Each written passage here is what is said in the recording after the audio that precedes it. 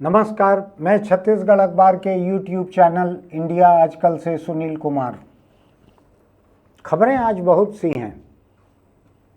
मेरे YouTube studio के सहयोगी संतोष तिवारी ने मुझको 76 खबरें भेजी हैं छांट कर।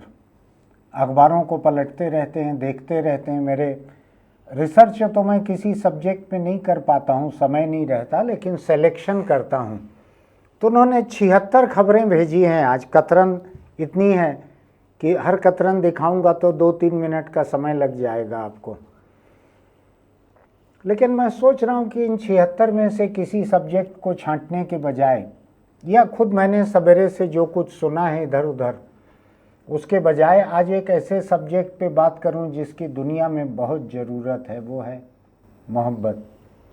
कल वैलेंटाइन डे है।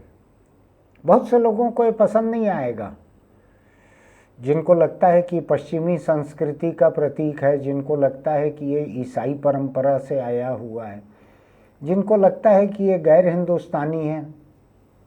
उन लोगों को लग सकता है कि ये वैलेंटाइन डे पे मैं क्यों कह रहा हूँ। तो मुझको तो और कोई ऐसा दिन याद नहीं पड़ता है जो हिंदुस्तान में या हिंदू धर्म में या किसी और धर्म में प्रेम के प्रतीक के दिन के रूप में मनाया जाए। ऐसा मुझको अभी याद नहीं पड़ रहा है। आपको याद पड़ेगा तो ज़रूर कमेंट बॉक्स में लिखिएगा। मैं उस दिन भी कुछ मोहब्बत की बातें करना चाहूँगा। आज फ़िलहाल चूँकि कल वैलेंटाइन डे है, आज शाम हम इसको पोस्ट करेंगे, कल तक लोग इसको देखेंगे, इसलिए मैं थोड़ा सा कहना चाह रहा हूँ मोहब्बत के बारे में। कोई सेंट वैलेंटाइन हुआ करते थे, मुझको भी ज़्यादा जानकारी नहीं है। ईसाई धर्म की जानकारी और भी कम है। हिंदू धर्म के बारे में तो घर में माता पिता, भाई पत्नी, भाभी सबसे सुना हुआ है, लेकिन ईसाई धर्म के बारे में बहुत कम मालूम है। लेकिन शायद कोई एक सेंट वैलेंटाइन थे, ऐसा उनके नाम पर ये प्रेम का त्यौहार है।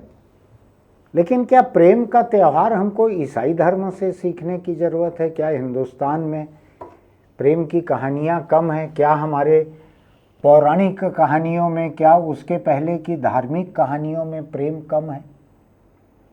मुझको तो ऐसा ध्यान पड़ता है कि कृष्ण की कहानियाँ, मैंने बहुत कम पढ़ा है धर्म को, लेकिन कृष्ण की कहानियाँ जो हैं, गोपियों के साथ रास गरबा खेलते हुए, रास लीला करते हुए, कहीं गोपियाँ नहा रही हैं तो कृष्ण उनके कपड़े लेकर पेड़ पर चढ़ गए हैं, फिर वो अलग अलग स्थितियों में कपड़े मांग रही हैं कि कान्हा कपड़े दे दो हमारे, हम बाहर कैसे निकलें। मैं सोचता हूँ कि आज अगर कोई इस तरह की हरकत करे तो जो लाठियों में आज तेल लगाने में अभी व्यस्त होंगे लोग, और कल सवेरे झंडे डंडे लेके निकल पड़ेंगे भारतीय और हिंदू संस्कृति बचाने के नाम पर। और जहाँ बगीचे में कल पुलिस इतनी चौकन्नी रहती है कि किसी लड़के लड़की को बगीचे में, तालाब के किनारे, मैदान में, सड़क किनारे कहीं भी जीने नहीं देती। प्रेम ना कर लें कहीं लोग। नफ़रत के लिए 365 दिन 24/7 खुला हुआ है। आप अपना मोबाइल फ़ोन उठाओ, फेसबुक पे नफ़रत डालो, ट्विटर पर नफ़रत डालो, व्हाट्सएप पे नफ़रत के मैसेज भेजना चालू कर दो। मैंने आपको बतलाया है बीच में कुछ लोगों को मुझको ब्लॉक करना पड़ा। सुबह 5 बजे से नफ़रत चालू कर देते थे भेजना। दिन में मैं बहुत बुरा नहीं मानता, मुझको देखने मिलता है, समझने मिलता है कि नफ़रत कितनी है लोगों के मन में, कितना जहर है। जो भोपाल में एक, आपको ध्यान होगा, 83-84 में कभी एक हुआ था यूनियन कार्बाइड का, 3-4 दिसंबर की कुछ बात थी ऐसा। हजारों लोग जिसमें मारे गए थे, लाखों लोग आज तक ठीक नहीं हो पाए। उससे जो जहरीली गैस निकली थी, मिक, अभी लोगों के दिमाग में, बहुत से लोगों के दिल दिमाग में उससे भी बड़ा जहर फैला हुआ है। ऐसे में मुझको एक दिन लगता है प्रेम का होगा, किसी ईसाई के नाम पे चालू हो गया होगा। आप हिंदू त्यौहार प्रेम का कर लीजिए, उसको भी मना लेंगे लोग। प्रेम को मान्यता तो दीजिए। ये तो मानिए कि प्रेम नफ़रत के लायक नहीं है और नफ़रत प्रेम के लायक नहीं है। थोड़ा बात को गंभीरता से समझिएगा। प्रेम नफ़रत के लायक नहीं है, जो कि कल आपको हिंदुस्तान की सड़कों पे दिखेगा जगह जगह। ऐसा ही नहीं कि केवल भाजपा की सरकार जहाँ रहती है वहाँ दिखता है, कांग्रेस की सरकार और दमखम से इसको करती है। कांग्रेस के राज में भी मैंने देखा है वैलेंटाइन डे पे लड़के लड़कियां मिल न ले कहीं, केवल मॉल एक ऐसी जगह है जहाँ पे मिल सकते हैं वो लोग, क्योंकि महंगी जगह है, तो वहाँ जाके हंगामा करने से सीसीटीवी कैमरों में कैद हो जाएंगे। इस डर से बाग बगीचा, तालाब, मैदान, यहाँ मुख्य हमला रहेगा कल। मैं कई बार अपने कॉलोनी के मैदान में, बगीचे में शाम को घूमता हूँ तो देखता हूँ कुछ लोग गांजा पीते हैं, कुछ लोग दारू पीते हैं। पहले पुलिस को फ़ोन करके मैं बुलाता था, लेकिन पुलिस आती थी तो दारू गांजा वाले को बाद में भगाती थी। सबसे पहले कोई लड़के लड़की अगर चुपचाप बेंच पे बैठे हैं, दोस्त हैं, आपस में बात कर रहे हैं, कोई अश्लील हरकत नहीं कर रहे हैं, हाथ भी पकड़े हुए नहीं है जो मेरे हिसाब से पकड़ना चाहिए, कोई उसमें अश्लील बात नहीं है, चूम भी नहीं रहे हैं जो हो सकता है कई लोगों को आपत्तिजनक लगे, लेकिन पुलिस सबसे पहले उन्हीं को भगाती है। क्या कर रहे हो तुम लोग यहाँ, चलो उठो भागो। तो मैंने शिकायत करना बंद कर दिया कि इतने प्रेमी जोड़ों की आह लेके हर आह से मेरा एक हफ्ता या एक दिन कम होता होगा, तो क्यों मैं शिकायत करूं ऐसी जगहों पे जहां दारू गांजा वाले तो फिर आ जाएंगे, गाड़ी पुलिस की निकलेगी, वापस आ जाएंगे वो लोग। तो बंद कर दिया मैंने। अब सवाल ये उठता है कि जो देश जो है प्रेम से इतना लबालब सराबोर था, जहाँ कृष्ण की जितनी कहानियाँ, कालिदास का श्रृंगार रस, क्या क्या प्रेम के बारे में नहीं लिखा गया है। प्रेम की कहानियाँ देखिए, इतनी कहानियाँ हैं प्रेम की, वहाँ पे आज प्रेम से इतनी नफरत होने लगी और नफरत से इतना प्रेम होने लगा। क्या वजह है ऐसी, किसने सिखाया है हमको ये? मैं देख रहा हूँ कई साल हुए, छत्तीसगढ़ में भाजपा की सरकार थी, डॉक्टर रमन सिंह मुख्यमंत्री थे। इधर एक आसाराम नाम का एक आदमी आया, शायद आया ही था शायद, उसने फतवा जारी किया कि 14 फरवरी जो वैलेंटाइन डे मनाया जाता है, ये पश्चिमी संस्कृति है और इस दिन को मातृ पितृ पूजन दिवस के रूप में मनाया जाए। मातृ पितृ पूजन दिवस, माता पिता की पूजा के लिए किसी दिन की क्या जरूरत है? जिस गौरवशाली भारतीय संस्कृति की लोग बात करते हैं उसमें तो माता पिता की पूजा रोज होना चाहिए, रोज सवेरे उठते ही आप उनके पैर छुओ। लेकिन उसके लिए दिन तय कर दिया आसाराम ने कि ये जो वैलेंटाइन डे है 14 फरवरी का, इसी दिन माता पिता की पूजा करवाओ। तो रमन सिंह की सरकार थी, उन्होंने लागू कर दिया। स्कूलों में माँ बाप को बुलाया जाने लगा, आओ, जैसा कि पेरेंट टीचर मीटिंग है, माँ बाप को बिठा के बच्चों से उनके पैर धुलवाए गए, थाली में, परात में, घमेला में उनके माँ बाप के पैर धो रहे हैं। ये तो घर में रोज हो सकता है, स्कूल में क्या जरूरत थी? लेकिन जो बालिग होते हुए लड़के लड़कियां हैं, बालिग हो चुके हैं जो लोग, प्रेम जिनके लिए एक स्वाभाविक जरूरत है, उनका तन और मन दोनों में ऐसे बदलाव आते हैं कि उनको अलग अलग जो भी सेक्सुअल ओरिएंटेशन लोगों का रहता है, मैं ये बिल्कुल नहीं कहूँगा किसी लड़के के मन में लड़की के लिए और लड़की के मन में लड़के के लिए ही प्रेम आता है। अब तो सुप्रीम कोर्ट भी इस बात को कानूनी करार दे चुका है कि 2 लड़कों के मन में भी एक दूसरे के लिए प्रेम आ सकता है, 2 लड़कियों के मन में भी एक दूसरे के लिए प्रेम आ सकता है, ट्रांसजेंडर के साथ भी किसी को प्रेम हो सकता है। कई तरह के जेंडर ओरिएंटेशन हैं। तो मैं सोचता हूँ कि ऐसे दिन माँ बाप की पूजा करवाना और प्रेम को जवान लोगों का, बालिग लोगों का, टीनेजर्स का, लड़के लड़कियों का, इनको प्रेम से मना करना, ये किस तरह की सोच है? प्राकृतिक जरूरत है तन की भी मन की भी। इनको रोक देना कि नहीं, प्रेम नहीं करना है, माँ बाप की पूजा करो। और किसने कहा ये? आसाराम नाम के एक आदमी ने। कौन आदमी है ये? आसाराम जेल में है अभी, थोड़ा सा पैरोल पे छूटा है इलाज के नाम पे। उम्र कैद हुई है, उम्र कैद। किस लिए हुई है? अपने एक भक्त परिवार की नाबालिग छात्रा जो कि आसाराम के स्कूल में पढ़ती थी, आसाराम के हॉस्टल में रहती थी, मध्य प्रदेश के बालाघाट या छिंदवाड़ा से उसको भेजा गया अहमदाबाद आसाराम के आश्रम में। वहाँ उसने उस लड़की से बलात्कार किया, नाबालिग लड़की से, और अड़ी रही लड़की। कई गवाह निपट गए कि निपटा दिए गए, बहुत सारे कई तरह के हादसे हुए, लेकिन लड़की अड़ी रही, उसके माँ बाप अड़े रहे। मैं अभी इस केस में आसाराम को सज़ा दिलाने वाले वकील की कहानी पढ़ रहा था। उसने कहा कि जब फैसला आ रहा था तो मैं सांसें रोके खड़ा हुआ था कोर्ट में कि क्या आएगा फैसला, लेकिन ये लड़की, इसके पिता, ये अड़े रहे पहले दिन से आखिरी दिन तक। कई तरह के दबाव आए। ये आसाराम बापू कहलाता था। मैं तो शब्द इस्तेमाल नहीं करता इसके नाम को लेके, लेकिन आप लोग न पहचान पाए हो तो कह रहा हूँ। प्रेम से नफरत सिखाने वाला और माँ बाप से प्रेम सिखाने वाला ये आसाराम ऐसा निकला जिसने अपने भक्त परिवार की नाबालिग छात्रा के साथ बलात्कार किया। इतना पुख्ता केस था कि उम्र कैद में ये जेल में सड़ रहा है।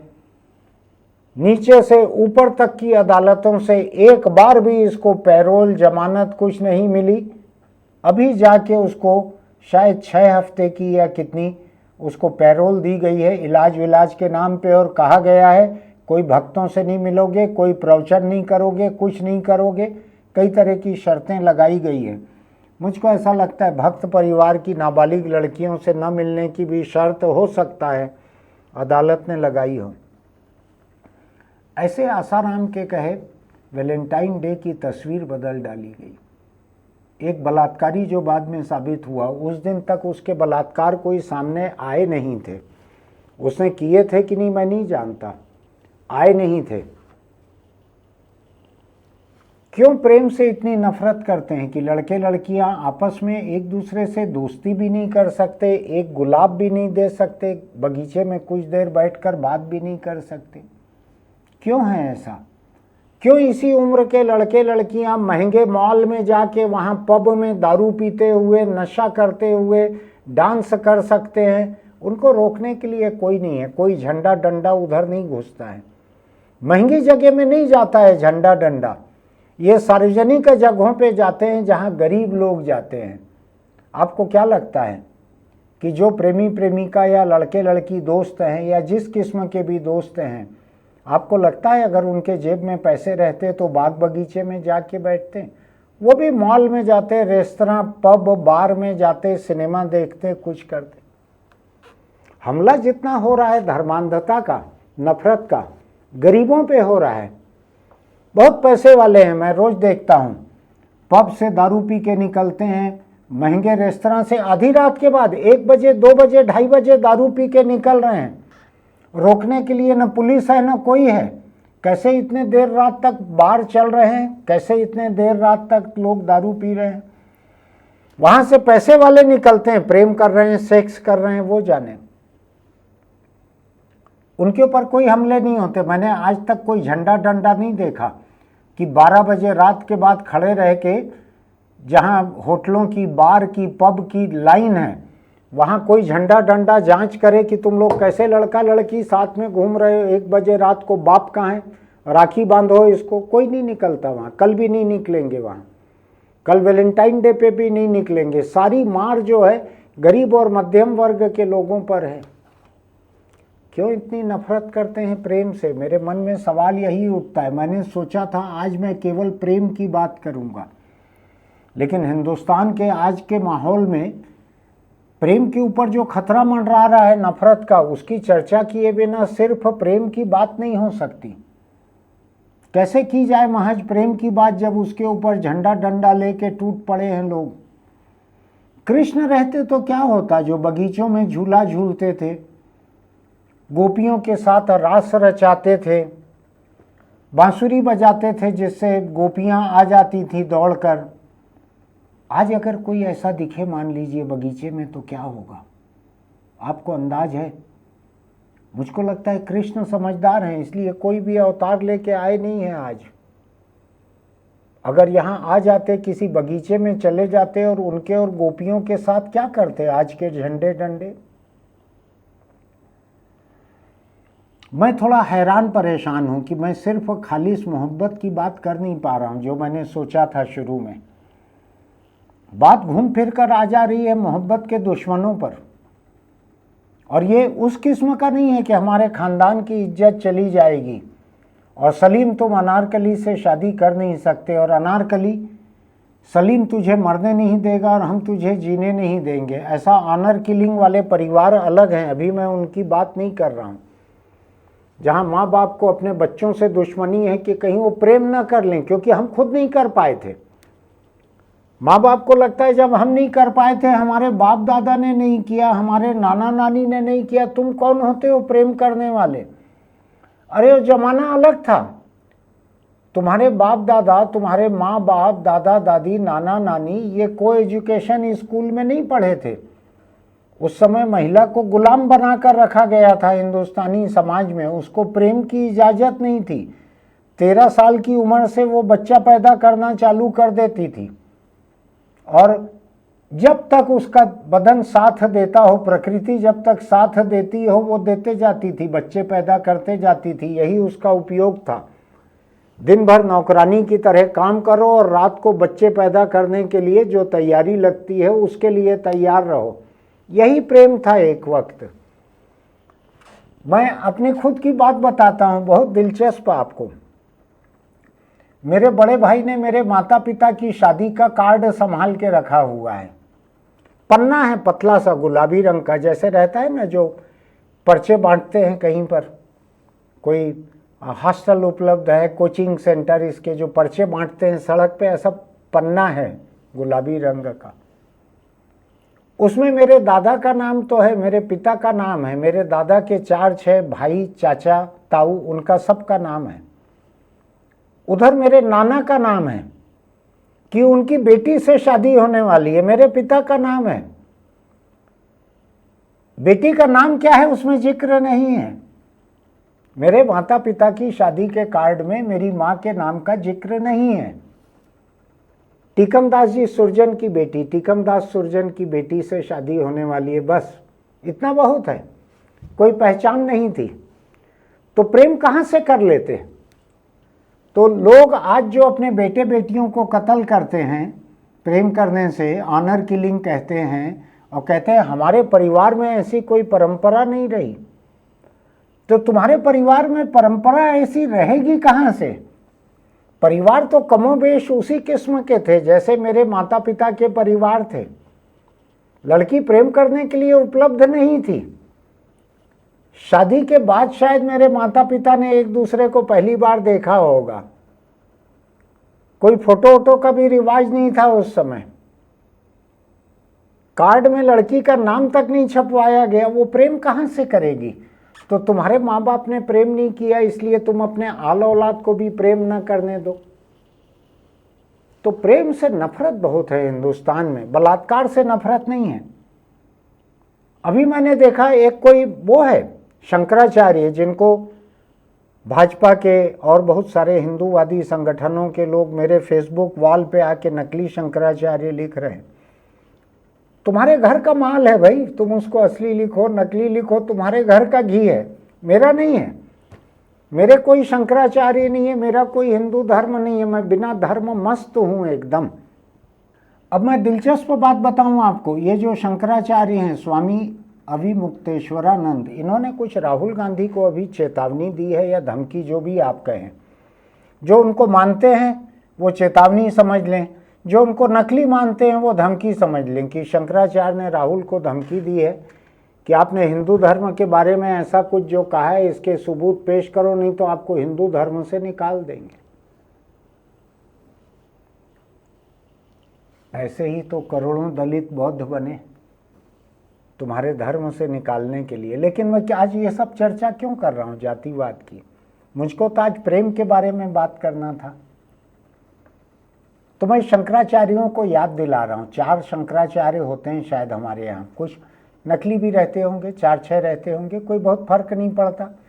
इन चारों में से किसी को राम मंदिर के प्राण प्रतिष्ठा में नहीं बुलाया गया था तो सबको घर बैठे अपनी अकल आ गई ठिकाने कि ये इस लायक हैं कि इनको मंदिर के प्राण प्रतिष्ठा में भी नहीं बुलाया। खैर वो अलग मामला है, मैं उस पर जाना नहीं चाहता। चारों शंकराचार्य में से एक ने भी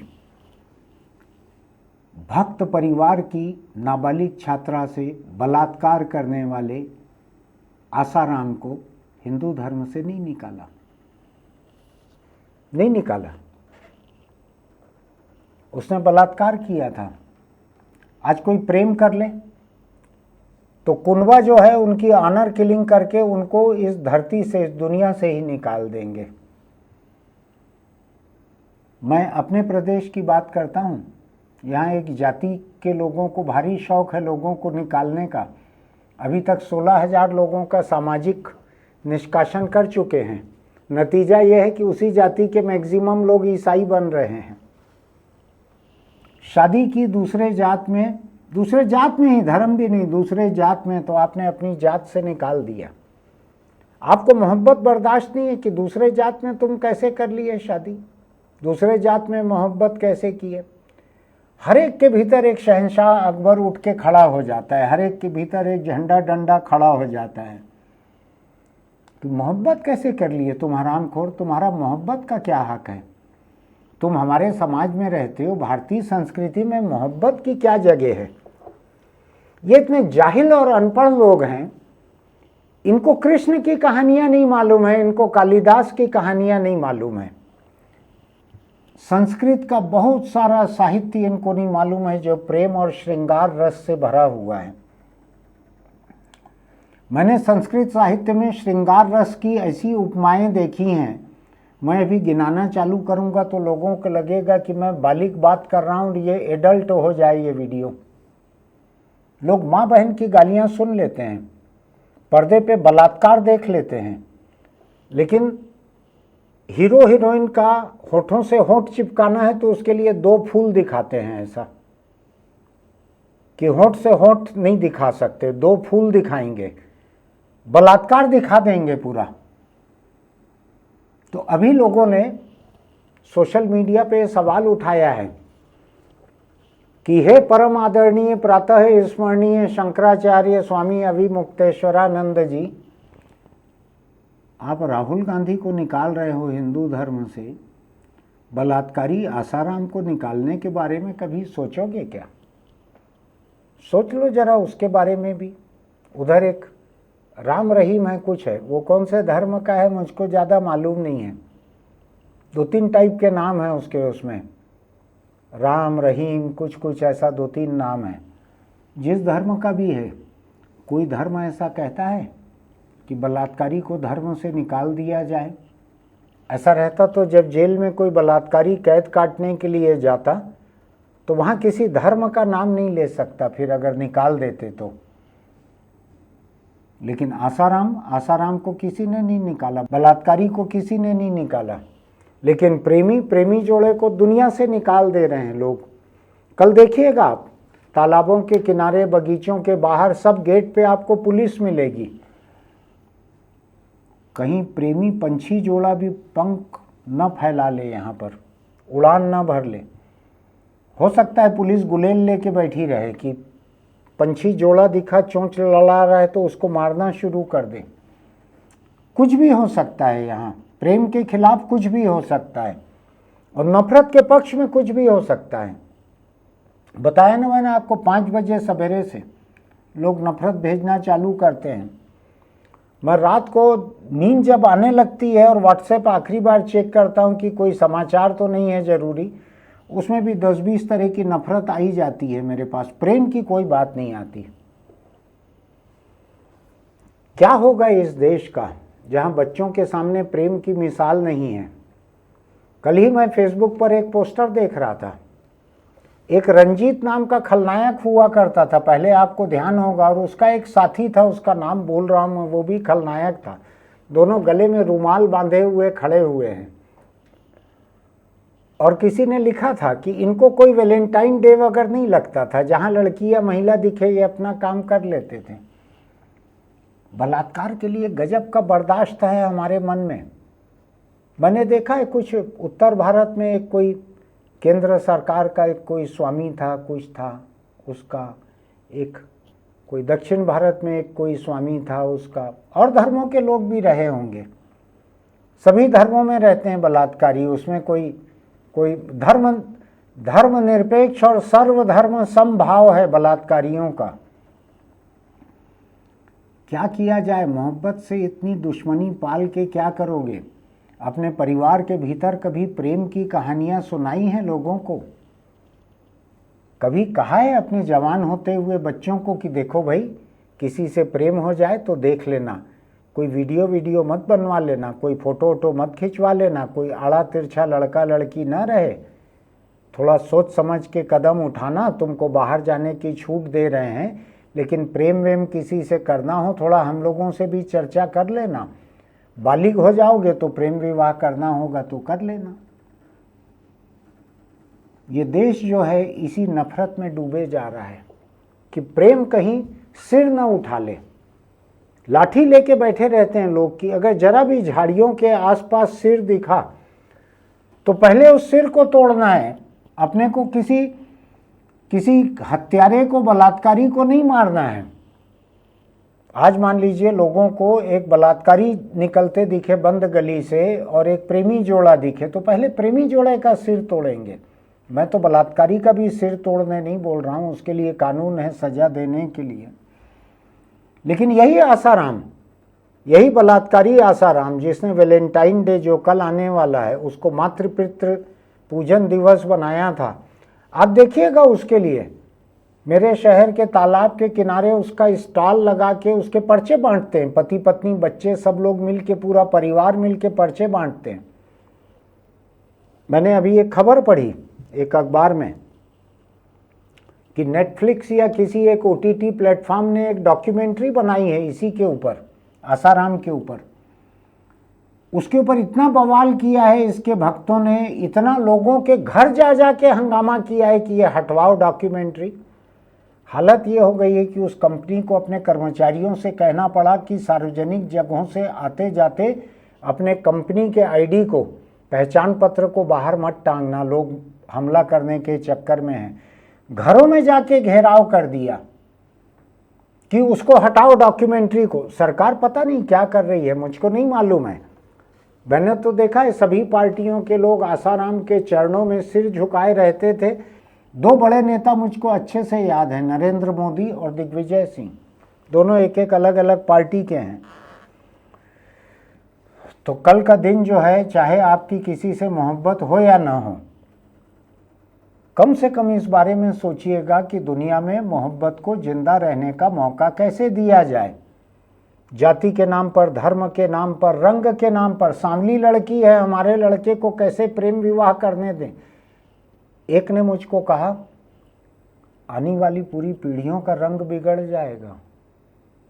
उनको रंग की चिंता है, उनको इस बात की चिंता नहीं है कि आने वाली पीढ़ियां जो हैं उनमें रंग भेद ना हो, रंग की नफरत ना हो, रंग को लेके हीन भावना ना हो, ये चिंता नहीं है।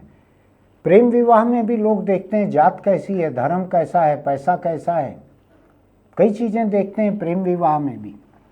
कल का दिन एक प्रेम का पर्व है, उसको छोड़ दीजिए, वैलेंटाइन को भाड़ में जाए। वैलेंटाइन मेरा क्या लेना देना धर्म से जुड़े हुए लोगों से।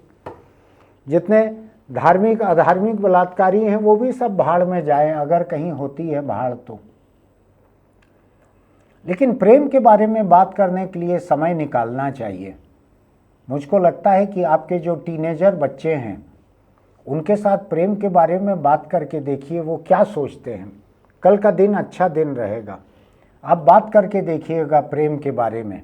मैं भी देखूं कि आपका हौसला कितना है अपने बच्चों के साथ प्रेम के बारे में बात करने का। उनसे पूछो प्रेम समझते हो? प्रेम का क्या मतलब तुमको लगता है? मातृपितृ पूजन दिवस मत मनाने बैठ जाना पाँव धुलवाने के लिए, 365 दिन है उसके लिए। हसरत हो तो सवेरे उसको करवा लेना, उसके बाद बैठ के अपने टीनेजर किशोरावस्था के बच्चे, बालिग बच्चे, उनसे पूछना प्रेम के बारे में क्या ख्याल है तुम्हारा, क्या सोचते हो, क्या परिभाषा है प्रेम की। एक दिन कम से कम नफरत को छोड़ दीजिए, कम से कम एक दिन कल का सवेरे से उठ के दूसरे धर्म, दूसरी जात, दूसरी पार्टी, इनके खिलाफ नफरत की बातें। कम से कम एक दिन का ब्रेक दीजिए, अपनी उंगलियों को एक दिन का ब्रेक दीजिए। नहीं तो मुझको पता लगा कि आपकी उंगलियां जो है, उंगली और अंगूठा, उनको नर्क में एक अलग दर्जा मिलेगा। वहाँ दो तरह की कॉलोनी रहेगी। आपके धड़ को एक अलग जगह रखा जाएगा, आपके दिल, दिमाग और उंगलियों को एक अलग जगह रखा जाएगा, जहाँ भट्टी में उबाला जाएगा, क्योंकि इन्होंने नफरत बहुत फैलाई है। समझ रहे हैं ना आप, सवेरे से जो करते हैं ऐसा। तो कल के दिन थोड़ा मोहब्बत की बात कीजिए, मोहब्बत के कुछ पोस्टर भेजिए लोगों को। ऐसे लोगों को मत भेजिए कि कोई लड़की या महिला जो है आपके खिलाफ रिपोर्ट लिखा दे। जिनसे भेजने का रिश्ता है उन्हीं को भेजिए। अपने परिवार के भीतर कुछ प्रेम के बारे में भी बात कीजिए। पेपर पढ़ते हुए ये तो बताते हो, बाप रे फिर हो गया बलात्कार, नाबालिग लड़की से 5 लोगों ने बलात्कार कर लिया। नाबालिग लड़की को बलात्कार के बाद हाईकोर्ट ने इजाज़त दी गर्भपात करवाने की। ये तो रोज़ पढ़ के एक दूसरे को बताते हैं लोग। एक दिन मोहब्बत की बात करके देखिए, आपको भी लगेगा शाम को अरे कुछ अच्छा लग रहा है। सुबह से शाम जिससे बात करें कुछ प्रेम और मोहब्बत की बात करके देखिए। पड़ोसन से मत करिएगा। ईसा मसीह ने जो कहा था पड़ोसी से प्रेम करो, उसका दूसरा मकसद था। वो वैलेंटाइन डे पे ऐसी बात करने आप मत चले जाना, नहीं तो मार अलग खाओगे, तोहमत मुझ पे लगाओगे। कोई धार्मिक व्यक्ति मिले उससे ज़रूर पूछिएगा। ये आसाराम अभी तक हिंदू है, उसको हिंदू धर्म से नहीं निकाले। बहुत सारे लोगों को आप निकालते हैं हिंदू धर्म से। ये दलितों को आपने ऐसा निकाला हिंदू धर्म से कि उन्होंने एक बौद्ध धर्म खड़ा कर लिया। पूरी आबादी बौद्ध लोगों में आज अधिकतर उन दलितों की है जिनको हिंदू अपने पैरों के नीचे मानते थे। तो सोच के देखिएगा।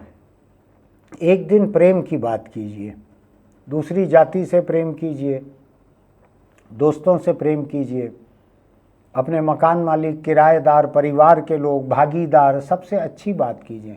प्रेम का मतलब केवल औरत मर्द, मर्द मर्द, औरत औरत, ट्रांसजेंडर के साथ सेक्स ही नहीं होता है। प्रेम कई तरह का होता है। प्रेम की बात करके देखिए।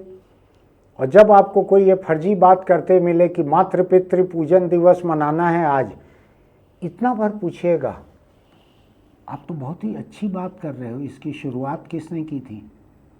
ये मातृ पितृ पूजन दिवस किसके दिमाग की उपज थी? ये तो सेंट वैलेंटाइन से भी महान कोई व्यक्ति रहा होगा। कौन था? नहीं, जिसने भी रहा हो ऐसा कहेंगे। नहीं, कौन था? नाम क्या था? किसने शुरू किया था? जब आसाराम का नाम आएगा तो थोड़ा चौंकने का नाटक करके पूछना, जैसा मैं यहाँ हर दिन कई मुद्दों पर नाटक करता हूँ चौंकने का। अरे आसाराम, ये कौन वाला आसाराम है? ये वो वाला आसाराम तो नहीं हो सकता जो नाबालिग से बलात्कार में उम्र कैद काट रहा है। ये कोई और आसाराम होगा। आप जो बता रहे हो ये तो अच्छा शरीफ आसाराम होगा जो माँ बाप के पाँव धो के पीने बोल रहा है। आपको अच्छा लगता है, आप जरूर माँ बाप के पैर धोइए, पीजिए सवेरे, मुझको कोई दिक्कत नहीं है।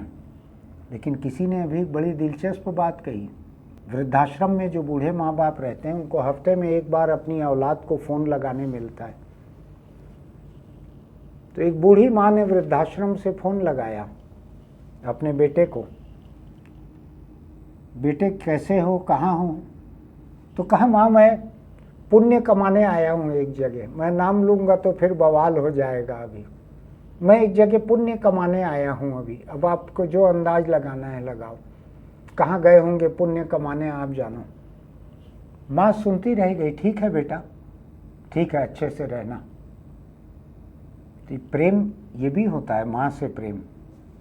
मातृ पितृ की पूजन के बजाय जो लोग अभी पुण्य कमाने जाते हैं और माँ बाप को वृद्धाश्रम में रखते हैं।